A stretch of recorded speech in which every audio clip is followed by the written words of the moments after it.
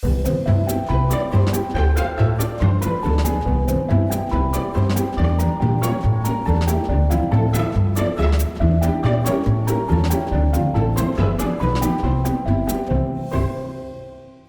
everyone, and welcome back to Relatable. This is episode 5, and I just want to put out a little disclaimer this week because Jillian has had a really rough time. She's not actually in the room right now. I just wanted to say this before the fact. She's just going through it at the moment. Oh, hey, did you want to talk about it? I guess. Well, as some of you may or may not know, if you live in California, there was the governor recall for Mr. Gavin Newsom, and or Gavin Nuisance, as I like to call him. As she does. And, you know, as you may or may not know, he did not get recalled, so he's still in office. But Jillian was kind of banking on this past week. Do you want to maybe explain? Yeah, I lost. Okay, I lost. I ran for governor, and I fucking lost. Yeah, it was, if you voted, you probably saw her name on the ballot. It was under, what was it? It was just your Instagram handle, right? Yeah, Miss Jilly Jelly. You know, my running slogan was trucking and fucking all the way to the top. And I was really shocked. I mean, it was really devastating. My campaign crew was upset. I was very upset. Yeah, so was my bird. Yeah, she put a lot of effort into making the picket signs. I mean, she made t-shirts. I mean, they were all way too small, but yeah, we put a lot of effort into it. And, you know, for Mr. Nuisance to have won, it's just such a shame. You know, we would have done really great things for this community. Such a fucking joke. I tried so hard. It's okay. We still have the podcast. It's fine. Well, it's going to be okay. She's heartbroken, as you can probably tell. But if you could just please send Jillian your thoughts and prayers. Hashtag and maybe Jillian, $500. And maybe $5,000. We won't, discriminate. That would be really appreciated. And maybe just hashtag Jillian for governor on Instagram or any social media platform you use would really, really help. We'll get him next round, guys. We'll get him next round. Yeah. They say if you fail once, just get up and try again. So I'm dusting myself off. I'm going to suck as many cocks along the way that I need to. We're going to get back in the ring, you guys. We're really going to go and fight the good fight. We sure are. We will do whatever it takes, and I mean whatever it takes. So we just wanted to let you guys know if we're not all funny haha this week, that might be why. It's been very tough. Yeah. So. But no, we appreciate you guys coming back to listen. Really, truly, that is what has kept me going, is the fact that I know that people are listening. So and apparently every single pumpkin related item at Trader Joe's, because holy shit, she went on a emotional spending spree. Yeah, that was my self-care day. I saw every single pumpkin spice thing in Trader Joe's and just put it in the basket. And Marco kept saying, "Why do you need this for? You're going to take one bite and then throw it away." I'm like, it's part of the experience. I want to taste every single pumpkin item possible. And when she says that, she means together. I mean, she just put them all in a blender. It was really bizarre. I told her, you don't want to be putting a candle in with some Greek yogurt, but she was determined. So it doesn't say not to eat it. So I'm just going to do whatever I want. I topped it off with the pumpkin spice, pumpkin pie spice. And it was a lot.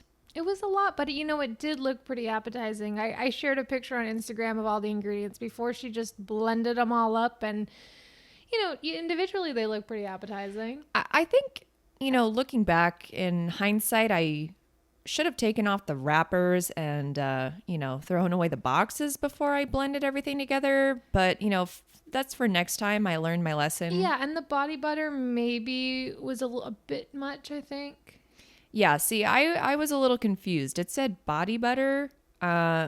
So I thought that meant it goes in my body. It's like butter for the inside of my body. Right. Like esophageal lube. Yeah, exactly. It lubes up my esophagus and my arteries, makes my blood flow faster. Yeah, and if they wanted us not to eat it, why did they make the packaging so cute? That's what I'm saying. Okay. It's not my fault my brain sees pumpkin and immediately wants to consume. And slap it on a piece of toast, which we do not recommend. Please do not consume body butter. We've learned from experience that it is only for rubbing directly on your body. That's right. And where you rub that is up to your discretion. Yeah. That's your personal choice. We're not going to judge or give direction. So again, we don't kink shame here at the podcast. Yeah, if you want pumpkin spice butthole, then you do you, We're not going to judge. But no, besides that, I think Jillian has had quite a week. Like we said, she told me that she passed by something a little interesting coming over to my place on the way from work today. Yeah, it was just a rusty machete on the side of the road with a pink handle, by the way. I don't know if I mentioned that. Shut the fuck up, no. It had a pink handle. Baby's first machete. I don't know if it was just maybe like a gardening machete. No. It was someone's machete that they tossed aside. So if you're missing a machete out there with a pink handle, which I know someone out there is just crying over that thing right now. It's on the side of the road on the on-ramp from the 405 to the 101. So, you can find it there. Yeah, give us a call at 555-6969 and we will tell you the exact location. Mm-hmm. I pinned it on my map. She did. Pink machete. And so if you're missing that, just give us a call. Otherwise, we hope your guys' week has been decent so far. I know it's only Monday. We're recording this on a Wednesday, so we're getting a way head start this week. But yeah, it's like we're time traveling. We're from the future or the past. I don't know. We're from both the future and the past, so back from the past. We're omnipotent. We don't actually exist on this plane of existence. So what we're saying is we're better than everyone. Wait, you mean incompetent? Yes. Yeah, we're incompetent. No, we actually do have a reason to celebrate. I was looking at the stats for our podcast and we officially reached 100 downloads. Woo! So that one person who's downloaded each episode a total of 100 times, thank you so much. It means the world. Yeah, shout out to my mom. That was really cool of you. We appreciate you. Yeah, our moms have really carried us through this entire process. We're so blessed. And I actually do want to do a little shout out because what's cool about the stats is that you can see where people are listening from. And there's like a whole world map and you can see what continents and what countries and cities. And so what I kind of want to start doing is just doing a little shout out. So every month I want to do a little competition. I want to see who can best represent their state or their city. So we got about 5 countries right now. I guess mostly people in the US. And then we got the UK coming in second, Canada, and then followed by Germany and France. Woo, Deutschland. Yay, Margot's mom. The one person listening. It might actually be her. It might literally be her, in which case, hallo Ines, guten Tag, ich liebe dich. Yeah. She's like, please don't say that to me. No, so those are the current standings for, I do have to admit, the countries, it's looking a little bleak for the UK. You're about 91 downloads behind the US, but you can catch up. And then in terms of cities, not surprisingly, but Los Angeles is in first right now. We got 23 downloads. But then, weirdly enough, Tucson, Arizona, 9 downloads. So shout out to whoever's listening in Arizona right now. Mm-hmm. Good old Tucson. Love that city. Did you just say Texan? No, Tucson. That's how. Oh, Tucson. Yeah. Yes, Tucson, Arizona. Tucson. I believe we're saying that right. Tucson, Arizona. Arizona. Yep. Love Arizona iced tea. You guys are killing it. So keep up the good work. Arizona State University, a whole 9 downloads. So whoever you are, thank you very much. So those are the main 2. We got a lot of people from California, which, fucking represent. Thank you. I appreciate it. But we also have some people from Ohio and the Carolinas, 1 person in Utah. So Oh my, we have someone from Mansfield, Nottinghamshire. ah, yes. And- Royal Leamington Spa, Warwickshire. That's not a fucking real place. Apparently it is. Does that mean, hold on, does that mean they're at a spa in Royal Leamington? Yes. If you're currently sipping tea at a spa in Royal Leamington, Warwickshire, please give us a like, comment, and subscribe. The whole city is just a spa. I do see Berlin. I believe that is... Berlin in land Berlin, as opposed to sea Berlin. Yes, or Sky Berlin. Or hear Berlin. Or smell Berlin. So, yeah, shout out to my relatives. Shout out to all the punk Berliners with their fucking mohawks and neon green hair and steampunk attire and their graffiti. I've actually never been to Berlin, if it wasn't obvious. I'm going strictly based off of the Berlin I saw in Atomic Blonde, which took place in the 80s. So, well, as we all know, that's based off of real life. So, oh, of course. no, I'm actually going in December.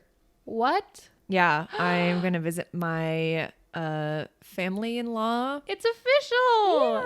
Yeah, I'm gonna be there for my birthday and for Christmas. I'm really excited. Shut the fuck up. Yeah, No. I get to celebrate my quarter life crisis in another country. I'm very jealous and selfishly gonna miss you. Holy shit, that's awesome though. I'm excited. You're gonna meet Margot's parents for the first time. Yeah, His that's brother? gonna be wild because his dad just looks like him except older. You might want to watch yourself, Jill, because I don't know, man. If you're walking around in the dark and you see Margot's dad and you're feeling a little, I just grab his Randy? ass. I'm like, so plump. His dad's like, what are you doing? oh my god, can you fucking imagine though, like seeing them side by side? I mean, it's gonna be so weird. imagine if they wore the same outfit and they made you choose between them. I don't know if I could do it. Yeah, they just look resoundingly similar. I'm pretty sure Marco is the first human clone. Like unofficially, they cloned his ass and his balls. well, they do some shady things in Germany. Oh yeah, well, So I'm not surprised that cloning humans is one of them. those good old Nazi scientists. Shush. I've always wondered if our mom's heritage ever had any, not great ancestry, because we're from East Germany. So Oh yeah, Jill, you're Polish? yeah, Polish, German, and I guess Hungarian, because I've had a lot of people tell me that my last name is Hungarian, like a lot of people from Hungary. Like one instance was I commissioned this artist and I signed my name. She's like, "Are you from Hungary? Because your last name is Hungarian." And then a bartender actually asked me, because she was also Hungarian. And I guess it's like a really common name in Hungary. So some Hungarian man weaseled his way into my family. That's so funny. Do you know what side? Because isn't your My dad's side. Oh, Yeah. I thought your dad's very Polish. No, but his last name. Is Hungarian. Yeah. I So mean, that makes someone sense. down the line. They're you know. close enough. You could Yeah. have just hopped over to Poland or Yeah. It's all the same. yeah, It's just one big melting pot over there. of pale skin. Yeah. Just a bunch of white people. No, my mom is a very generic white. She definitely has some like Irish, English in her. She's got like the English nose and like very pale skin. And my dad is straight up German. Like his parents were German, are German. He was born in Germany, all that shit. But I got like They converted. yeah. My dad's a converted German. No, he was born there, grew up there until he was like 7, and then came over and I think like lived in, I don't know, Virginia or something for a few years. And they eventually all came to California. But like on our side, on Jillian and my side, it's just very white and very Catholic. And like initially Midwestern, Nebraska area. Shout out to anyone who's listening in Nebraska. Woo, represent. The one husk of corn with headphones on that's just like jamming out in a field right now. Bless. Yeah, just generic white. So I've never, it's been really cool to have a parent who's directly from one country, like a parent who's an immigrant, because I feel like especially in the United States where everyone's backgrounds are so complex and people came from so many different places, it's nice to feel like you have a cultural connection to a place. And even if it's not direct in terms of your parent being an immigrant or whatever, it's nice to kind of know where you came from. But I think a lot of people, especially you get a lot of white people who don't know what their ancestry is. So they like do all these ancestry.com things and they're like trying to figure their shit out. And they're like, I'm 116th Cherokee. Like, yeah. It's interesting. It's funny because, growing up, I knew I was partially German, and I just remember we did like a heritage project one time, and we made like in 4th or 5th grade or whatever, I don't know, and we made these little paper dolls, and I gave I gave her a little dirndl, Oh yeah, it was really cute. Dirndl. Dirndl. I'm a bad German. The one German listener, please correct us. Yeah, I'm sorry. No, and like my brother did the same thing. He gave his little doll lederhosen. But I remember when I was first dating Marco, I was asking him, do you get offended when people wear lederhosen as a costume? And he was like, well, no, because only people from southern Germany wear lederhosen. It's not like everybody does. He's like, I get more offended that people think everyone from Germany wears them. I was like, yeah, I was just kidding. I totally knew that not everyone wears them. That is so fucking funny.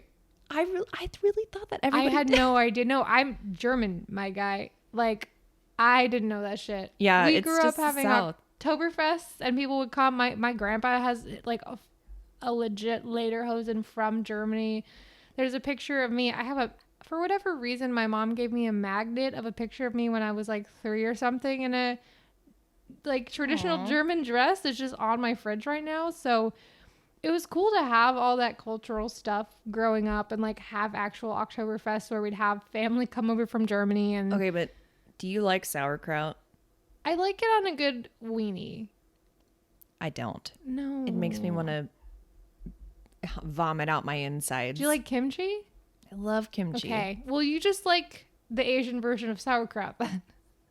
Damn, I guess. Yeah. Because it's the same shit. I mean, I don't really like kimchi because sauerkraut to me is less pungent. It's less like sour. It can be a little sweet. Maybe I just don't like the sweetness because I hate sweet pickles. Oh, shit. I think those are a stain on humanity. And if you like them, you better fucking watch your back because you are on my shit list. She's writing your name down as we speak. She has a burn book. Yeah, of sweet pickle lovers. I've never really thought about that. I went to like this vegan Korean barbecue place and hadn't really gotten Korean barbecue because it's not usually vegan friendly. And I got like what I thought was interesting was they had like a macaroni salad, which I really love. Oh, that's the best. That shit slaps. And then there was kimchi, and kimchi was like the one thing I couldn't get past. Like I think it's just too sour for me. And again, I'm not like sitting there eating sauerkraut either. I think it's kind of an acquired taste thing. Like even pickles I think can gross me out a little bit sometimes. Oh man, I don't know. I'm just one of those weird people who will eat pickles straight out of the jar as a snack, like, and I'll get a bunch of kimchi from like a Korean grocery store. Shout out to H Mart. I fucking love H Mart. And I'll just get all of this kimchi or, pickled vegetables or whatever. I also like pickled radishes. Those are really good. Pickled onions are actually fucking incredible. Hell yeah. And Holy pickled shit. garlic. I mean, I think pickling is one of man's greatest inventions. Truly. That might be a stretch, but For in some cases. Fuck modern medicine. Pickling is the pinnacle of human society. Fuck electricity. Yeah. Cars, whatever. Those can get fucked. Pickling, sheesh. Yeah, I mean, seriously, I like every time I do go to Korean barbecue, I go ham on the little bean sprouts that. Oh, those are good. Oh, those are so Oh my good. God. The daikon and carrots. I don't know if that's specifically Korean, but that are kind of like, you know what I mean? That you marinate them in like a sweet vinegar kind of thing. Yeah. I've had that in like on banh mi's and stuff. We actually made banh mi's super fucking good. So good. But I guess you can kind of pickle it in that way, but Yeah, I think so. I mean, realistically, you can pickle anything. People fucking pickle eggs. yeah, unfortunately, I'm aware. Can I be pickled after I die? I'm making an amendment to my previous statement in the previous podcast. I don't want to be put into a burial pot. I would like to be pickled and put on the mantle of my relatives. Always on the mantle. Dude, that was a Seth Rogen movie. He did that movie where he played a guy who worked at a pickle factory and then got pickled and then like was discovered in the pickle vat. And eventually I think he came to meet his like son who was also Seth Rogen. I never saw it, but I think it's called An American Pickle. Shout out Seth Rogen. Okay, wait. Okay, I need to watch this because I knew it was about him like meeting an old ancestor, but I didn't know. Oh yeah, because he got pickled. Yeah, he was working at a pickle factory and pickled himself, and then was discovered and like hadn't aged a day. Which I haven't seen. I only saw the trailer, and I think that's the gist of the film, unless there's like a really dark turn and like he turns into like super pickle. I don't know. I'm Pickle Rick. That was ironic. I don't mean that seriously. No, this bitch loves pickles. Like we go to Disneyland and you'll suck so many pickles down. Mm-hmm. They have to cut you off at some point. She just sucks the juices out like a fucking vampire. I just slough them down my gullet like a big pelican. I just like expand my throat. Like a frog. They just slide in. Rabbit. You like a snake like unhinges their jaw and like she makes room in her leg. It just gets really swollen by the end of the day, but she says it's worth it, so I'll take her word for it. Yeah, like Lauren said, I get cut off. They're like, all right, ma'am, you've had enough. You're draining our supply. As soon as she walks in the park, they write her in their burn book and they follow her around just to make sure she doesn't go over her quota. Yeah, I'm blacklisted at Disney. I'm greenlisted, I should say. Oh God. Okay. Staying alive. I asked Jillian. Jillian said she was listening to the Bee Gees on the way over here, and I was like, on purpose? And she's like, no. It was against my will. Yeah. Someone held her at gunpoint, jumped in her car, and forced her to listen to the Bee Gees. They're like, you have never truly lived if you haven't heard Barry Gibb sing Yeah. Staying Alive 5 times in a row.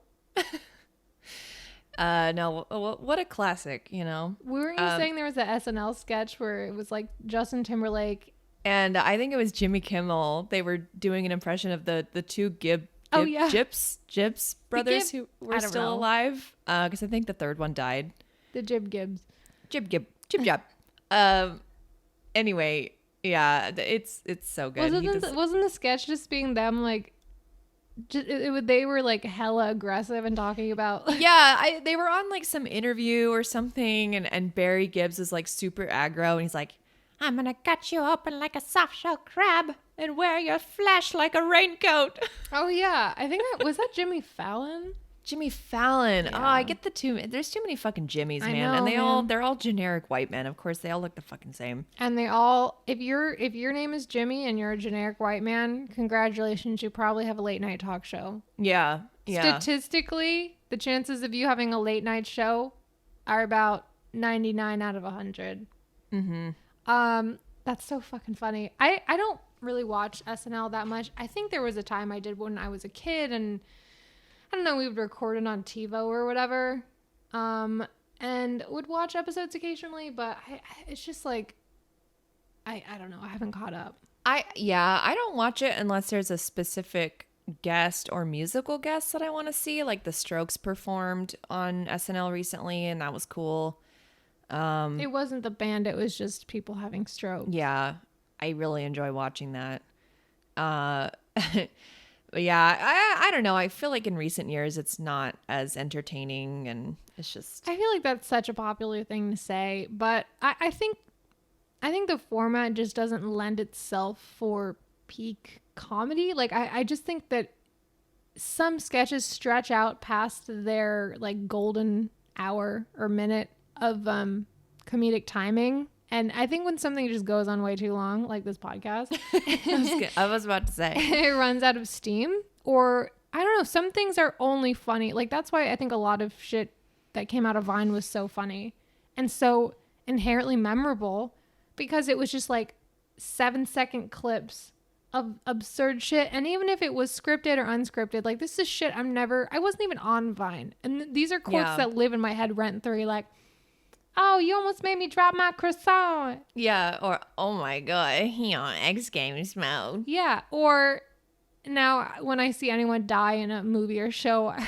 like, oh my fucking gosh, she fucking did. Like, yeah, Vine was such a pivotal point in comedy. it was a cultural shift. It really was. I mean, look at all the Vine creators who went on to do their own thing on YouTube and just other platforms, and they really blossomed out, which is really cool, like all these people just taking advantage of Vine fame, which is random in and of itself. Yeah, it felt like a weird like glitch in the Matrix that was a thing that existed for such a weird amount of time and then just launched a bunch of people's careers.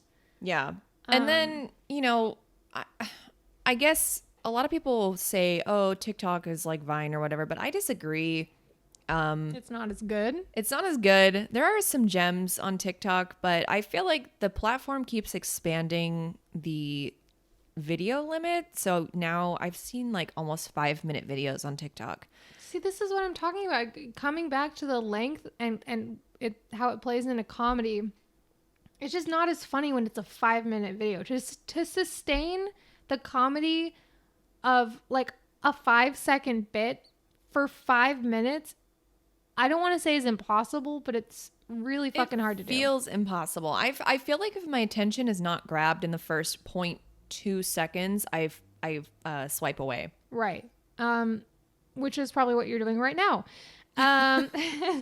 No, but it is, I mean, because videos come and go so quickly on the app and you're literally just swiping through however many. If, like Jillian said, if it doesn't grab your attention right away, like you're not going to waste your time on a 5-minute video on TikTok. Fuck no. Even on YouTube, I'll see a video that's 5 minutes. I'm like, oh, fuck, I guess I'll make some popcorn.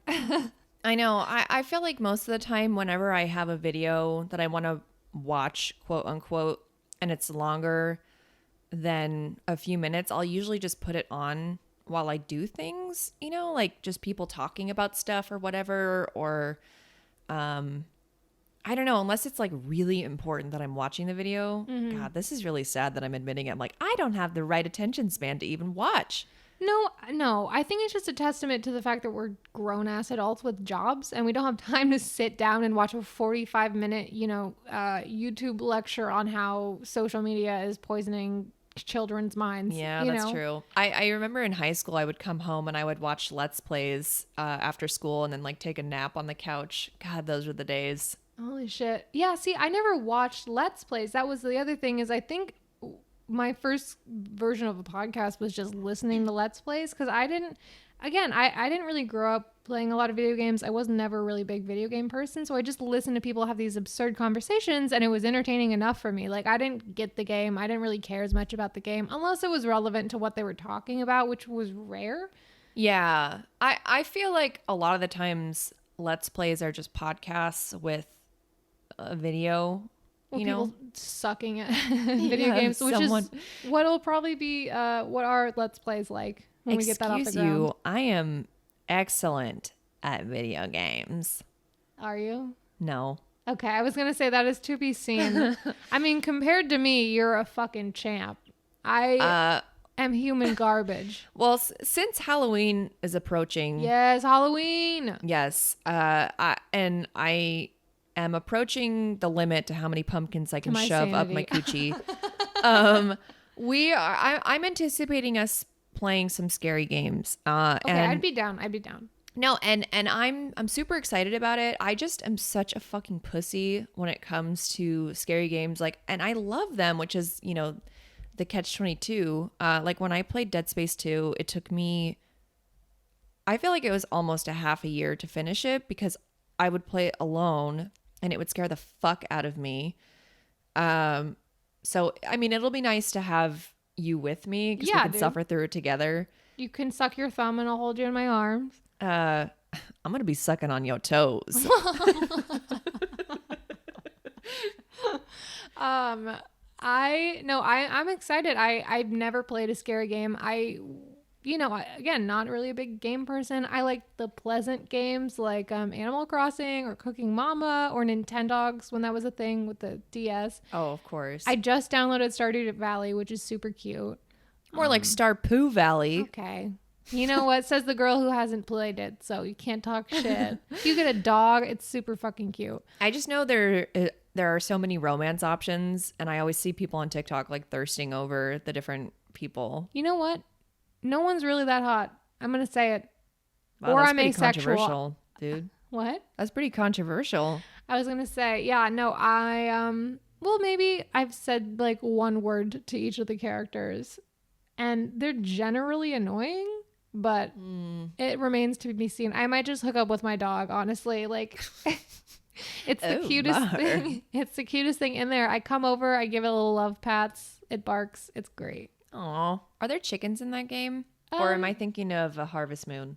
Well, it was inspired by Harvest Moon, but I currently am not aware of any chickens. I think you can get livestock. I just started. I paid $15 for it one night. I'm like, I need to diversify because I only have Animal Crossing and I have a Switch. And I'm like, it's a crime if I don't at least have one more game. So God, yeah. I just wish Switch games weren't so expensive. Like, that's the one bummer about Nintendo is they rarely have sales.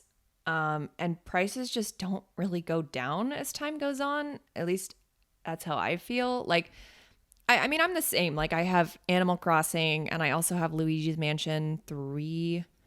Which I love, and I need to finish that. it. Actually, no. Is that not a good Let's Play game? It's spooky. Yeah, it's pretty spoopy. I would be down to play, but I want to branch out too, because like I want to play the new Pokemon Snap that came out, and I want to play Pokemon Mystery Dungeon because that's like just a nostalgic title for me. Yeah, you were in Pokemon games and I watched the show. I was like obsessed with the show and I had cards that I never knew how to use. Oh God, yeah. I just collected them for the artwork. Which, holy fuck. Fingers crossed I still have them somewhere in my parents' attic because they could be worth like thousands of dollars right now, apparently. I know. I'm seething because my parents made me get rid of them after a certain point. No. Sucks. Yeah, I had so many. Shit. I think I gave them to my brother because I was like, I don't fucking want these. It was like a lot of those energy cards that were. Oh, those only matter if you play it competitively. Yeah, which I don't know how to play. I just couldn't be bothered to learn. I'm not about to learn. Can you imagine picking up Pokemon cards at 26 and being like, I'm going to learn how to do this shit now?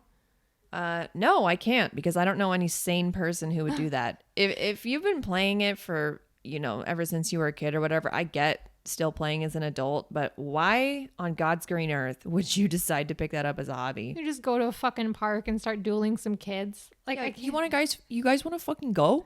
I have a level 100 Charizard and he'll kick your ass.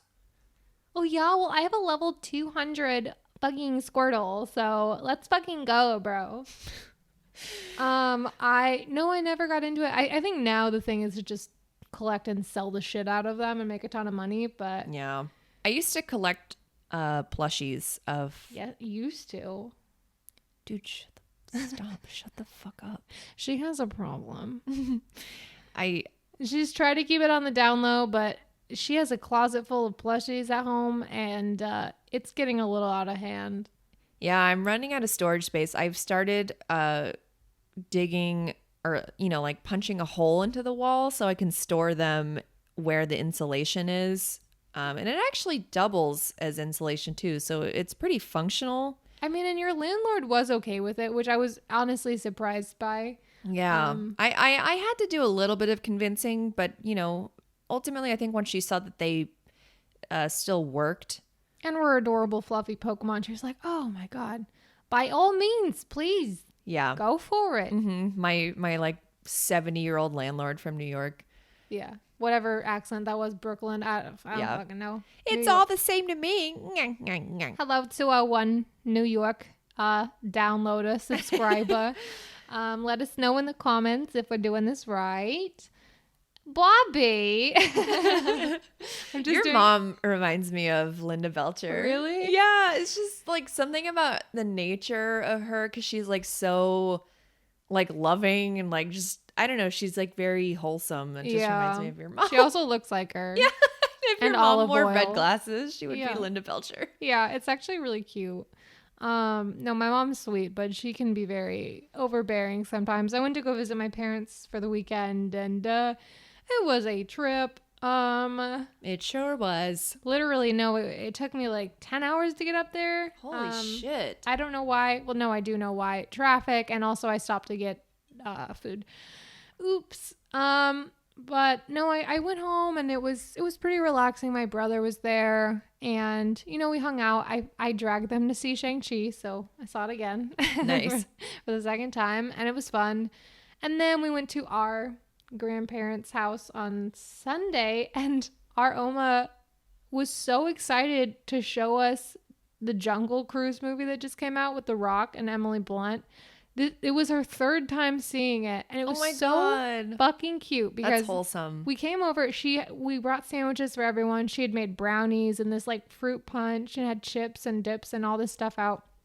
And then she had us all sit down in the living room, and we had all our like food on trays and stuff, like TV trays. Oh my God, that's so cute. And she debriefed us on the film before it started. So she's like, so there's this woman, and she's like a professor of, these ancient things, and like she gave us basically a synopsis of the first 20 minutes of the film, and she was so excited. Oh my God. And I looked at her as she was doing it. I was like, we're the same person. Because I do that shit all the time, and I thought I was alone. Yeah, I'm gonna do that to you with all the games we play. Oh God. If I've played them before, because I need you to understand the lore. No, but I do need to understand the lore, and I appreciate that shit as a storyteller. I appreciate that shit because I understand the importance of the nuance of storytelling. That's right. Yes. We are artists here at the Relatable podcast. Yeah. I guess, I'm a huge fan of story when it comes to games too. Well, yeah, that's kind of, if you're playing the kind of games I think you like to play, like Dead Space, if it's a shit story, why the fuck would you waste your time playing it? Well, yeah. Because people play different genres, like shit like Fortnite, where there's not really like a story. It's just competitive. Imagine if there was a fucking story to Fortnite. Oh my God. I honestly, there might be some weird lore, but as far as I know, it does not exist. Nor do I care. But I do love that immersive type of storytelling, because it's just, like RPG games are really fun too, like Stardew Valley, and like one of my other favorites is Fallout. Because in those games your choices actually affect the outcome, which I think is pretty fucking cool. Yeah, you've cried playing video games, dude. Not to out you, but this bitch has my eyes out. Mm-hmm. It's so bad. She's just sitting alone in her room at 3 a.m. Seriously, I cried over the most wholesome Nintendo DS game because the ending was so fucking sad. This is a spoiler alert to anyone who hasn't played Drawn to Life. Oh, you told me about this. Dude, yeah. So at the end of the game, you find out that like the whole world that you've been playing in and the character you've been playing as is a fucking figment of this kid's imagination who was in a coma because they got into a car crash, and his sister was really badly injured, but she didn't go into a coma. And then your fucking parents die in the car crash. And it shows like a montage of like illustrated drawings during the credits scene. And at the end, it's like the kid waking up and the sister like crying and hugging him, and like it's fucking insane. But the kid wakes up at the end. Yeah, he wakes up, but like That's good. the whole world that you just like spent all this time investing in is just gone because he imagined the whole fucking thing. Dude, that's insane. And it sounds so deceiving because it comes across as like a cute animated game. Yeah, it's like draw no life, like draw your own hero and draw your own like world and platforms that you jump on and blah blah blah. And help your friends. And then it's like your fucking parents died in a car crash. I hope you like being an orphan, bitch. No, it's actually so dark that they changed it. What? I don't know how many I don't know how many years later it was, but they changed the ending to, instead of like your fucking parents dying in a car crash and that's how you fall into a coma, like you're climbing a tree and your sister is like, man, no, you gotta get down. And then you fall out of the tree and you go into a coma. Okay, that's a lot less intense, I feel like. God, I know, but the impact is just not the fucking same. I need my parents to fucking die. Yeah, just like the impact of the car hitting the tree. That's like, I mean, why every Disney movie has some kind of dead parent or missing parent. It's just an automatic attention grabber and like empathy getter. Like it's...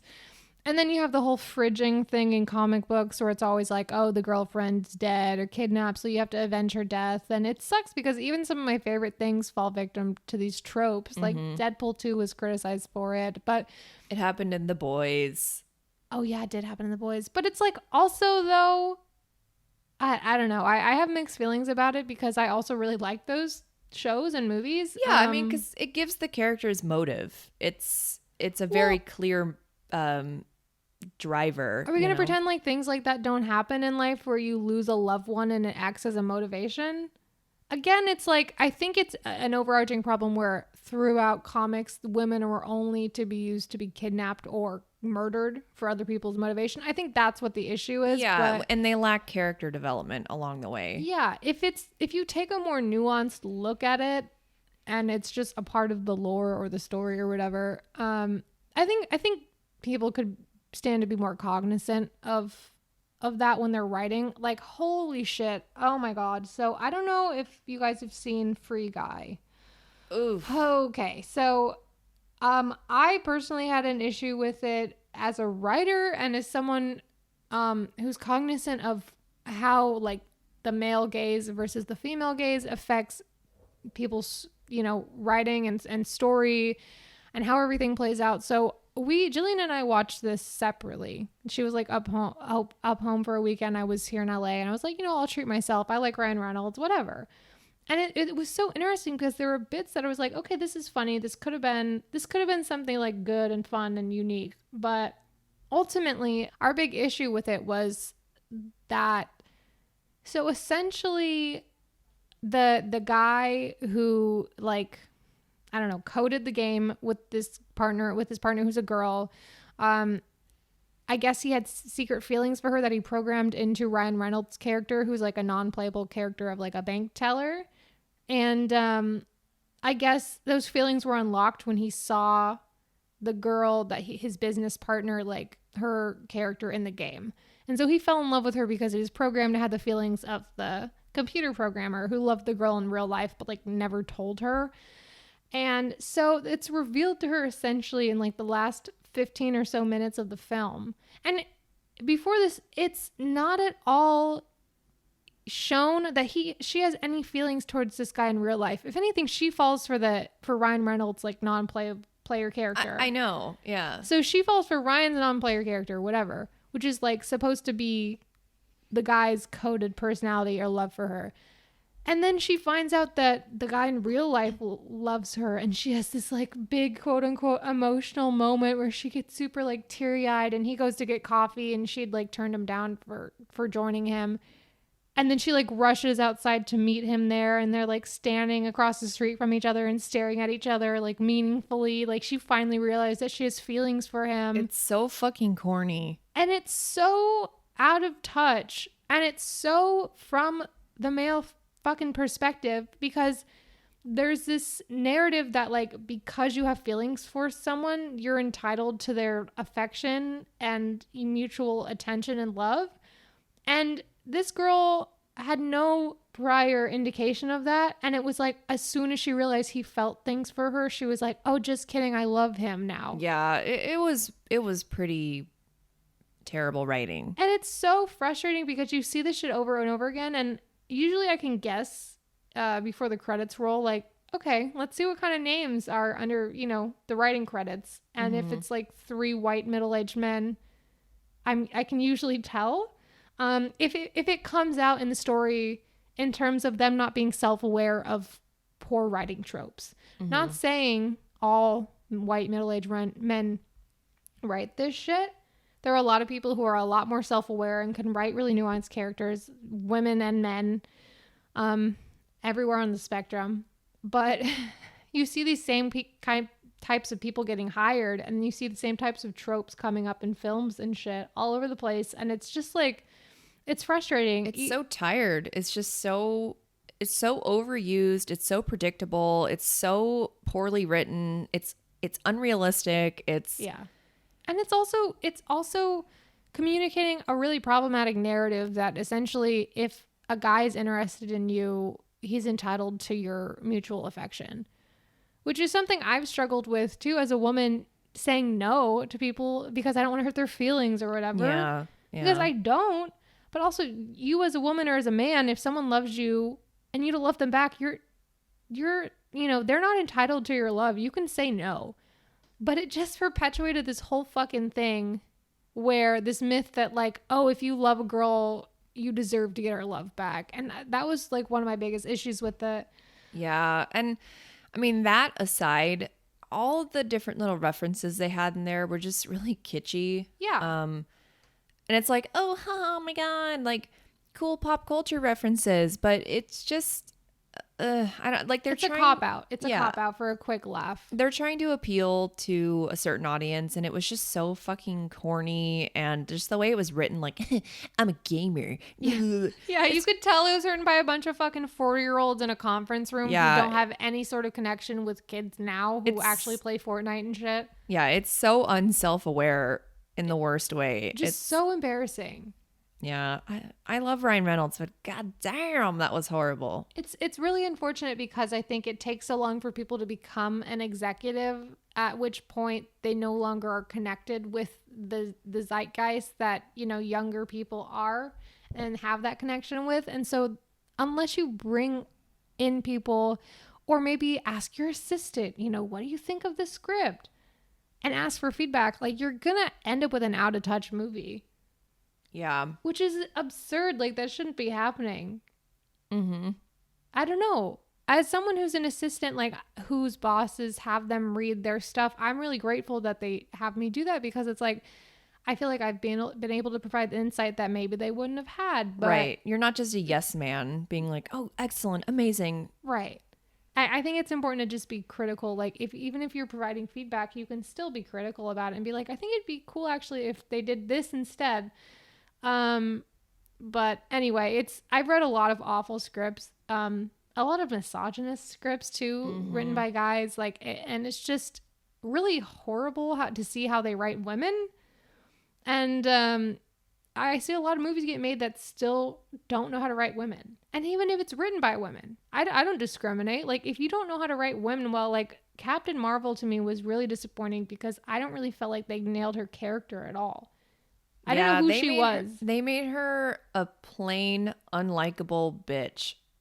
Whoa. Strong words coming from Jillian over here. It takes one to know one. I mean, I think calling her a bitch is like, it's a little harsh. It plays into the whole, because there is a misogynistic culture surrounding the critique of that movie, and it is strictly just for misogynistic reasons that people don't like her. I think that she wasn't a likable character because she didn't have any distinct personality traits. Yeah. And she was kind of like a carbon copy of your standard male Marvel character. She was really one-sided. Yeah. And meanwhile, recently there's been some characters that have really stood out to me. I loved Florence Pugh as Yelena in Black Widow. I fucking love her in general, but in that film, hilarious. She's her own person. And then you have Aquafina in Shang-Chi, who's always fucking hilarious. She's not trying to be some caricature even of what like the sidekick's supposed to be. She's just kind of herself. And so I think there's a long way to go in terms of writing women, especially in like the MCU and all that shit. But I like to think that they're getting there. Yeah, I mean this happens all the time, unfortunately, in a lot of entertainment facets as well. Like in the video game industry, women are just fucking treated horrifically. Just not only in the way they look, but just their writing. You know, and it's disappointing to see that because they just get reduced to a love interest or, you know, just eye candy. Well, especially in video games, which I think for the longest time has had a largely male market or has been marketed largely towards guys. And so the marketers are like, well, what do guys like? They like boobs and butts and action. I mean, shit, me too, but I want a little depth with it. I mean, I like a good, nice pair of titties as well, sir. But, you know, depth would be nice. Yeah, it's just so wild, you know, especially watching this Activision Blizzard lawsuit unfold. What is up with that? Oh my God, it keeps getting worse. Tell me. Apparently they are so a lot of employees are suing Blizzard now or Activision Blizzard because according to them, the company has been using like union busting techniques to try to get them to like shut the fuck up, essentially. About like poor treatment in the workplace? Yeah. And they're trying to silence a lot of people and it's really bad. I mean, and a lot of old stuff has resurfaced too. Like there was a panel at some convention or whatever, and this one woman came up to the stand and she basically asked like, hey, can we stop making these characters can you guys stop making these characters so sexualized, because it, you know, according to like her lore or whatever, like she needs to like have you know, armor that like covers her body or whatever. You know, like armor should. Actual functioning armor. And they basically laughed at her and they were like, yeah, no, we're still going to make them sexy because it's fucking what we do. Oh, God. And, you know, and of course at the time everyone's like, haha, yeah, bro. But looking back on it, it's just so embarrassing.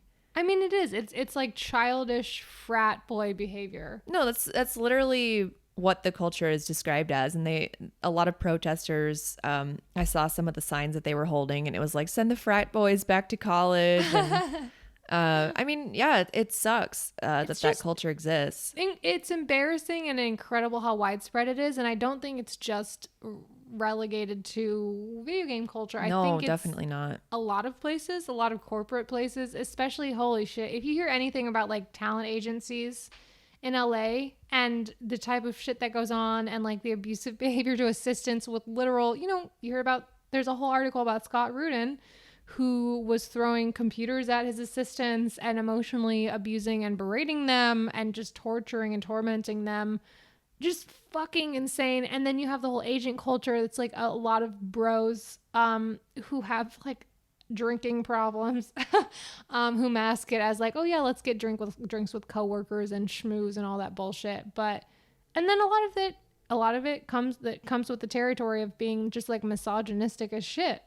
I saw this TikTok that was like, the wage gap is real and here's why it exists. Men choose high-paying jobs like lawyer, engineer, doctor, and women choose low-paying jobs like female lawyer, female engineer, and female doctor.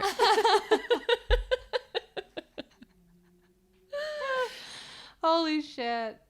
Holy shit.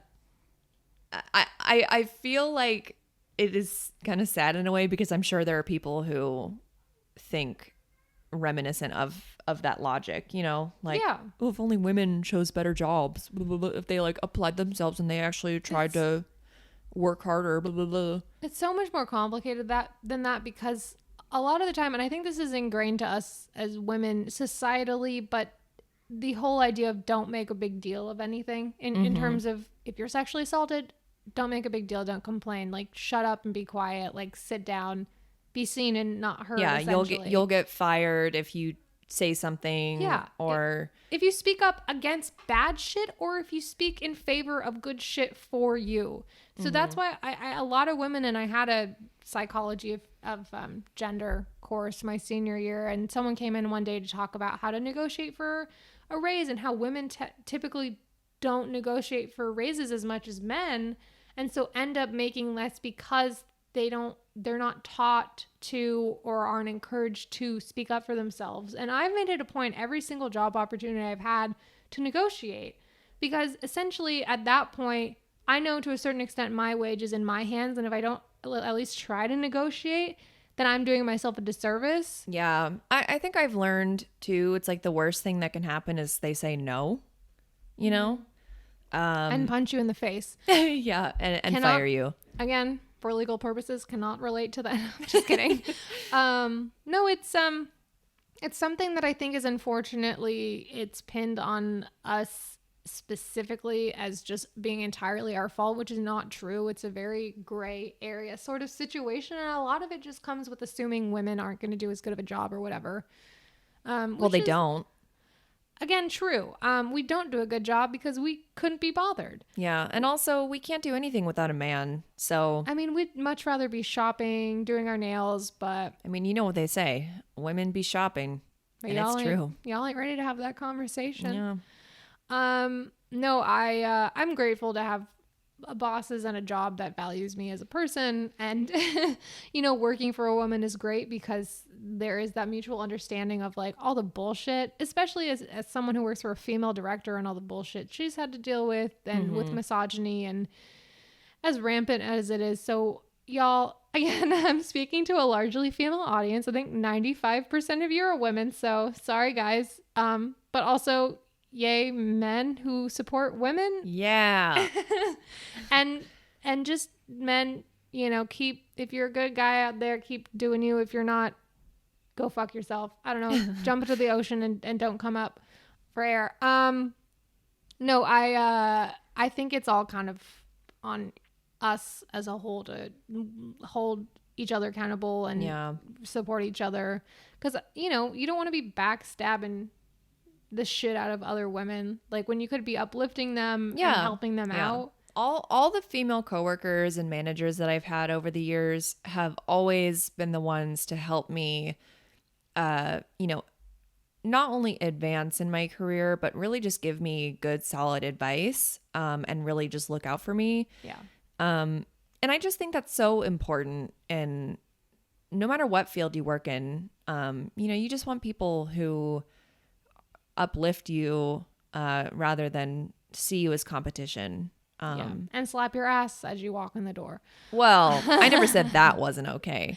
Well, debatable actually, depending on who's slapping the ass. As a disclaimer, I don't want my ass to be slapped in the workspace. I actually had that fuck happen. You did.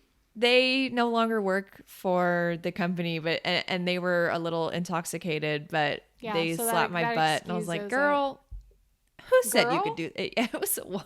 Oh no! And you know, I guess there's like, "Oh hey girl," you know, like slapping your butt, whatever. But we just like didn't have that relationship, and she like slapped my ass, and I was like, "Okay, thank unacceptable." you. The only person who can slap your ass is me, and you know that. That's right. I own your fucking ass. That's right. Don't you forget it. Oh, yeah. My name is literally tattooed on her left ass cheek. Do it. Slap my butt. I don't know if you heard that, but that was the resounding slap of Jillian's right upper ass cheek. It's still jiggling. It is. So if you feel an earthquake later today, you'll know what that was. Every time there's a minor earthquake in LA, it's because Lauren has slapped my massive ass cheeks. Yes. And she has a very slappable ass. So I don't blame people for, you know, being tempted. But y'all, if you fucking come anywhere near her ass, you're going to meet my fucking hands. And my hands are coming for your ass first. I'll slap and not in the fun way. I'll slap your ass so hard that the cheeks will slide right off. Just and slither on the ground and into a local rain sewer. And yeah, so you don't want that. Catch these hands, bitch. I swear to God. Try me. On that aggressive note, I think we're gonna head out for the evening. I gotta go do some kickboxing and whatnot. I'm gonna go eat some noodles. Oh, I thought you were gonna say eat some ass. Oh, well, that's after the noodles. Dessert. Yes. Some chocolate starfish for dessert. What is it, like your big brown eye or some shit? You know, that's actually what that song Brown Eyed Girl was about. Yeah, It was about her asshole. it was, wasn't it? You're my brown-eyed girl. You my brown eyed girl. Harmonize with me. You're my brown-eyed girl. Squirrel. Anyway, thanks again for listening to another cracked up episode of Relatable. We are on crack cocaine right now. Highly recommend. Yeah, it's the best. Powers us through every episode. So go to www.crackcocaine.com and you can get a 15% discount if you use our code crackheadcarl. And yeah, that's good for, I think, the remainder of the month. That's right. So thank you to our sponsor, Crack Cocaine. And don't forget to like, comment, and subscribe to our YouTube channel. Follow us on Instagram. At Relatable Pod Show.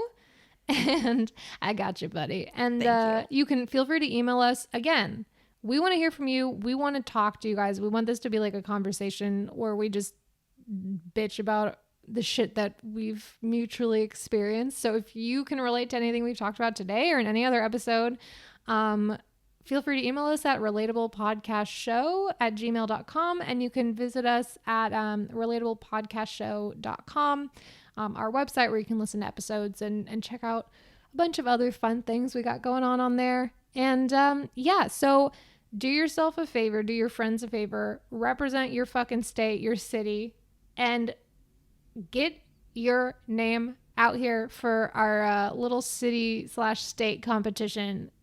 If you want to win city or state of the month, bitch, you guys better show up. You better work. You better work, okay? It's between LA and Tucson, Arizona right now. So Tucson, sorry, God. So if you're an Arizonian, please, spread the word. Yeah. After you finish drinking your Arizona Tea. iced tea, Arizona iced tea, feel free to slam that like button. Slam it. Just slam it. Slam the 5-star button on Apple Podcasts or whatever. Yeah. Throw us some stars. And we will be back next week with another fresh episode from hell. Hot, steamy, like my shits. Hot, steamy dump of an episode. So until then, stay sexy and hydrated. Yeah, I think that's good advice. All right. Bye. Bye.